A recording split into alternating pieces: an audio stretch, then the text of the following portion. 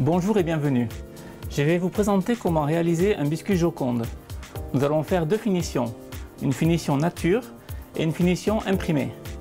Nous y reviendrons à la fin de la recette.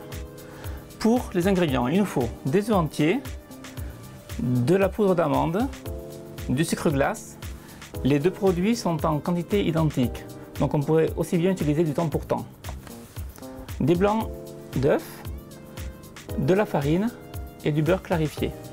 Clarifié, ça signifie beurre fondu dans lequel on aura retiré le petit lait.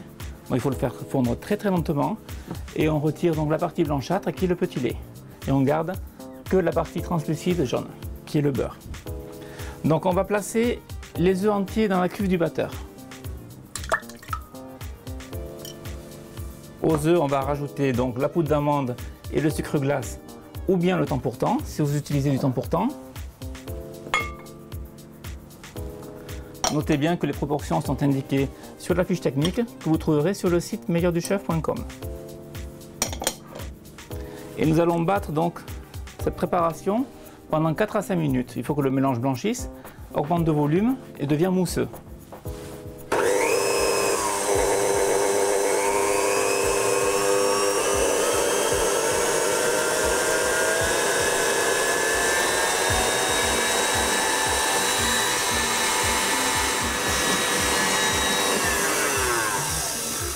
Voilà, mon mélange a suffisamment battu. Donc on voit qu'il a augmenté un petit peu de volume. Et on va réserver la préparation de côté. Dans une autre cuve, nous allons mettre les blancs d'œufs avec l'équivalent d'une pincée de sel. Et nous allons tout simplement les monter en neige.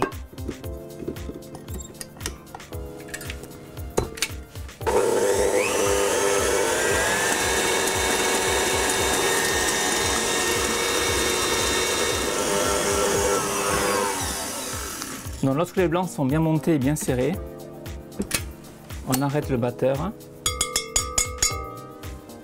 et on revient à notre préparation juste d'avant. On les laisse en attente en attendant. Donc tamiser la farine sur la première préparation.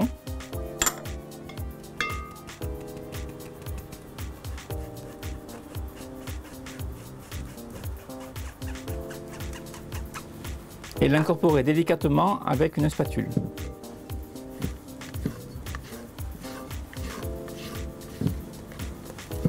Donc les spatules de type Maris comme celle-ci sont pratiques car on peut bien racler la préparation sur les parois de la cuve et vraiment tout ramasser.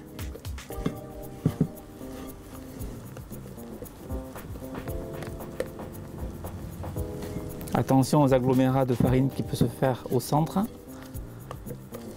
Il faut veiller à bien les éliminer. On y rajoute le beurre clarifié. On l'incorpore également.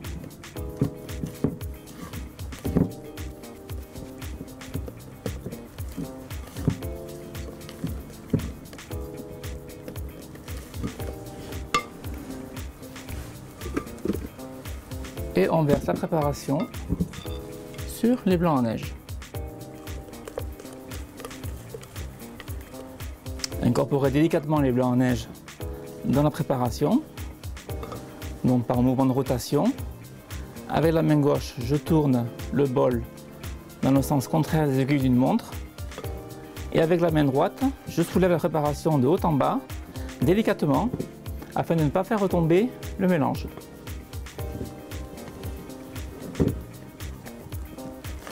Voilà. Donc je vous disais en début de recette qu'on allait faire deux finitions. Donc la première sur une feuille de papier sulfurisé. C'est pas nécessaire de la graisser. Donc on verse la pâte délicatement. Je précise que j'ai mis le papier sulfurisé sur une plaque aluminium perforée, ce qui facilite la cuisson. La chaleur passe mieux à travers la plaque.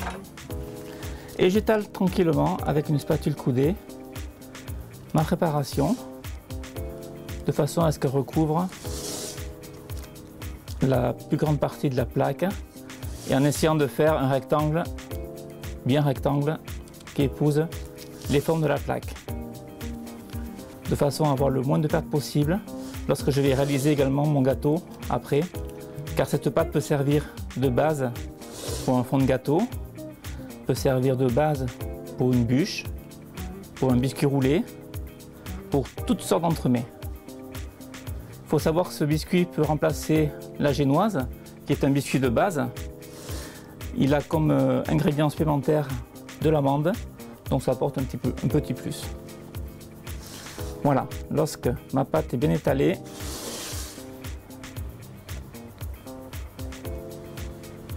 donc je le réserve de côté. Celui-ci est prêt à être enfourné. Mon biscuit imprimé. Alors pour cela, j'utilise une feuille transfert, ce qu'on appelle une feuille transfert.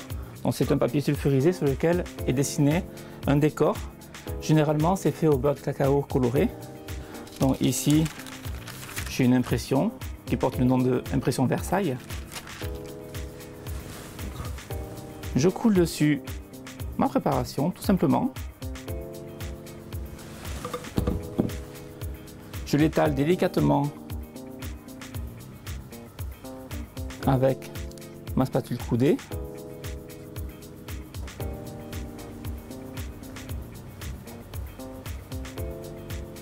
Voilà, comme ceci.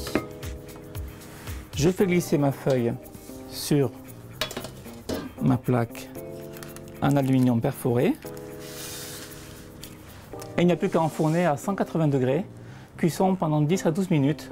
Et on se retrouve juste après ça. Donc voici mon biscuit Joconde qui sort du four. Donc ici en version nature. Donc pour le démouler, il suffit de le retourner et de retirer délicatement le papier sulfurisé.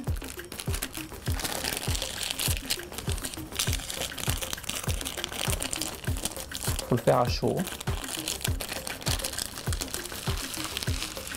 Voilà. Ce biscuit donc vous sert, comme je vous l'ai dit, pour des biscuits roulés, des fonds d'entremets. Il suffit de le découper et de vous en servir comme vous le désirez. Notre biscuit imprimé. Il faut également décoller la feuille transfert à chaud. Et comme on peut le voir, le motif reste imprimé sur le biscuit. Mais on peut s'en servir également pour des biscuits roulés ou pour faire des présentations originales sur le côté des entremets. Voilà, j'espère que mon biscuit Joconde vous aura plu, vous aura convaincu, que vous voudrez le refaire à la maison. Donnez-moi vos commentaires, vos impressions sur meilleurdechef.com. À bientôt.